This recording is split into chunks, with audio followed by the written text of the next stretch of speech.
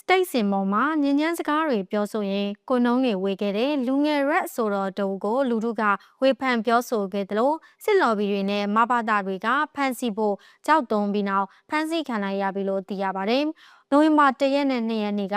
ရန်ကုန်မြို့သုဝဏမှာကျင်းပခဲ့တဲ့ Overflow Festival ဖျော်ဖြေပွဲမှာဝင်းအိုဝင်းဆိုတဲ့ဂီတအဖွဲ့က rapper ဆိုတော့တူကပရိသတ်အများအပြားရှိနေချိန်စိတ်ဆုံမှုတွေပါဝင်တဲ့စကားတွေပြောဆိုနေတဲ့ရုပ်သံဖိုင်လူမှုကွန်ရက်မှာအခုရက်ပိုင်းပြန့်နှံ့လာခဲ့ပါတယ်။အဲ့ဒီနောက်ဝေဖန်မှုတွေမြင့်တက်လာခဲ့ပြီးအဲ့ဒီအဆိုတော်ကိုစစ်တပ်ကဖမ်းဆီးလိုက်ပြီးဖြစ်ကြောင်းအမှုပညာအတိုင်းဝိုင်းနဲ့အဲ့ဒီအဆိုတော်နဲ့နှိစက်သူတွေရဲ့လူမှုကွန်ရက်ပေါ်ရေးသားမျှဝေချက်အရသိရပါတယ်။သူ့ရဲ့ပြောဆိုမှုတွေကိုပရိသတ်အများကလူငယ်တို့ကြားအယူလွဲမှားကိုစိုးရိမ်တကြီးပြောဆိုထောက်ပြခဲ့ကြတာတွေ့ရပါတယ်။မန္တလေးမြို့မှာနေထိုင်တဲ့လူငယ် red အဆိုတော်နဲ့ပတ်သက်ပြီးအရေးယူပေးကြဖို့စစ်တပ်